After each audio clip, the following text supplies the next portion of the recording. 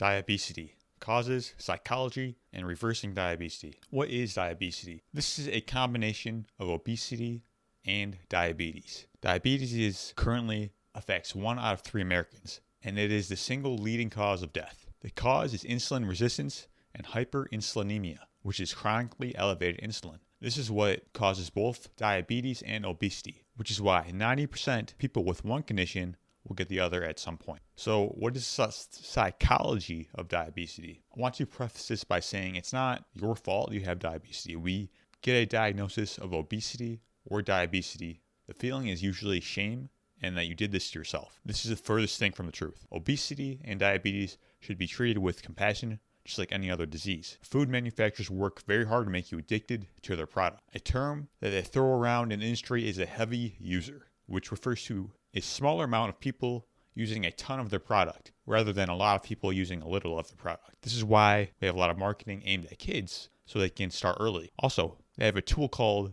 a gas chromatograph. Now, this is something that mimics flavor sensations that you would find in real food. This is why you can actually have something that tastes like a strawberry without actually having any strawberries in there. They create flavor sensations and hyper craveable that makes it very hard for the brain to reset. Of course, we have to take responsibility for the condition. Being responsible is the ability to respond. Even though it's not our fault, we have to understand the power is within us to change. What causes diabesity? The set point. Now, the set point refers to our body's internal thermostat that manages weight. It's a series of feedback loops that your body uses to reach homeostasis. Just like your body regulates blood glucose, blood pressure, it also regulates body weight. Your body manages hunger hormones via the hypothalamus in the brain. If you are overweight and go on a low-calorie diet to lose weight, something interesting will happen. You may lose weight in the short term, but because your body is designed to survive, what will happen is the metabolism will slow down and turn more and more calories into fat because it thinks it's starving, and it is. Eventually, you'll go back to what you used to eat, and you probably will have a heavier weight before you start the diet. This is only the body trying to reach its set point, and it's going beyond that to make sure that you don't starve again. Hypothalamic inflammation. Now, this is essentially inflammation of the brain in the hypothalamus. The hypothalamus is the master gland and regulates countless processes in the body. It also is a huge regulator of the set point and metabolism. When your brain is inflamed, it can't hear the messages of your body that it's sending. A lot of people who have diabetes also have insulin and leptin resistance. This is the body's number one satiety hormone. So it tells you your body when you have enough and you're full. When the feedback loops are not working properly, what happens is something very similar to insulin resistance. Your body produces so much leptin to send the message that you're full, but your body can't hear it, and the receptors become resistant. So you have all this leptin floating around, but you can't actually use it, so you stay hungry. Toxic fat. Most of us are carrying around 30% polyunsaturated fat in our bodies, when it should be around 5%. Because of these oils, when this happens, you will have a lot of oxidation, which is aging in your body, and you will have depleted antioxidants. When your body fat gets burned with all the extra polyunsaturated fat, it damages the mitochondria. One study showed that just inhaling these oils, talking about vegetable oils here, in a restaurant, workers, it was enough to damage their DNA. Fat cells also store fat-soluble toxicants from the environment. These are chemicals in our environment that cause obesity, known as obesogens. These chemicals disrupt our endocrine system, which is our hormonal system, to cause fat gain. Also, fat cells secrete inflammatory compounds, such as inflammatory cytokines. So now we know the science of diabetes. How can we actually reverse this? So some foods to avoid here: vegetable oil. Now, this is the number one culprit, and we need to avoid it nutritionally when it comes to our overall wellness. Vegetable oil is really a marketing term. None of them are actually vegetables. The oils are corn, canola, cottonseed, soybean, safflower, and sunflower. Also, grapeseed and oat bran are sometimes used. These are actually seed oils, and eating the foods themselves are fine, but when it comes to make a highly industrialized seed oil from them, it's another story. These oils contain substantial amount of polyunsaturated fat, which makes it very susceptible to oxidation in the following steps.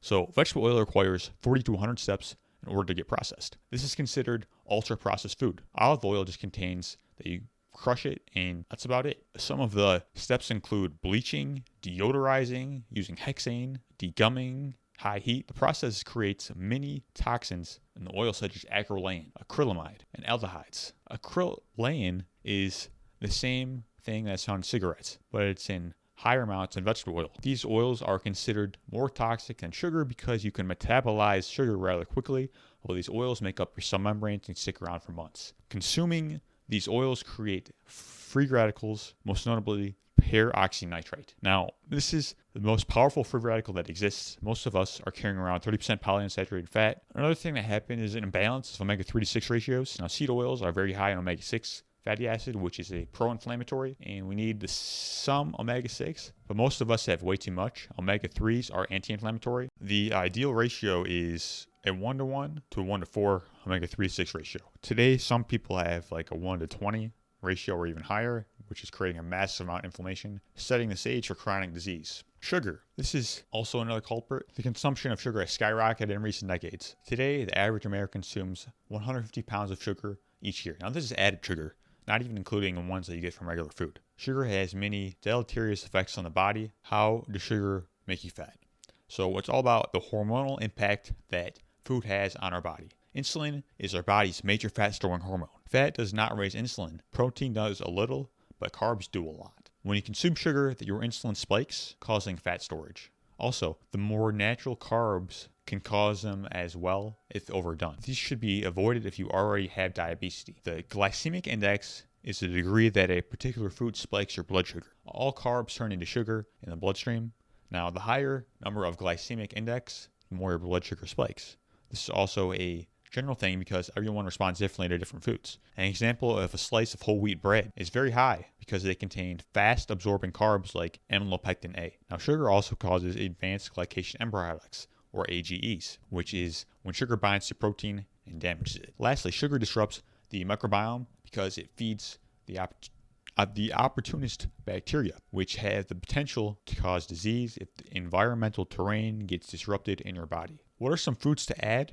So when it comes to fat loss, you want to focus on satiety. Now, satiety is the ability to feel full and not feel the need to eat all the time. 3 things help you keep you satiated. These are protein, fiber, and water. Now, foods high in these will help you feel satiated because they expand the intestines. Food that are high in this include low glycemic fruit, vegetables, and meat. Also, we want to focus on one nutrient-dense whole food. This is because chronic nutrient deficiency leads to chronic overeating. Our bodies are giving us the signal that we need to get certain nutrients, but when you eat a donut, that's just empty calories. And the result is that you'll feel an urge to eat more shortly because you're not actually getting the nutrients that your body requires. Whole foods include vegetables, meats, nuts, seeds, fruits, and grains. And these are also what our ancestors would recognize and eat. Supplements. Now, these are supposed to supplement your diet, not replace it. Number 1, bitter melon. Now, bitter melon has been proven to reduce blood sugar after meals. Number 2, Ceylon cinnamon, also been shown to regulate blood sugar. Number 3, dihydryl berberine. Lastly, dihydryl berberine has been shown to improve blood sugar and insulin levels. So, hydrate. Hydration is key for diabetes. Water helps remove the metabolic waste products and toxins from fat. Dehydration also leads to higher concentrations of blood glucose. Exercise. Building muscle is very important because muscle is a glucose sink. This means that it's the number one place where glycogen is stored. The more muscle you have, the better you will be able to tolerate glucose. Walking also has been shown to be a potent blood glucose regulator. Going for a daily walk can be very beneficial. All right, everyone. Thank you for tuning into the show. For more, you can head over to anthonygastella.com for articles, coaching, and other free resources. Also, if you can, leave a review for the show, let people know what you think, and I would appreciate that so much.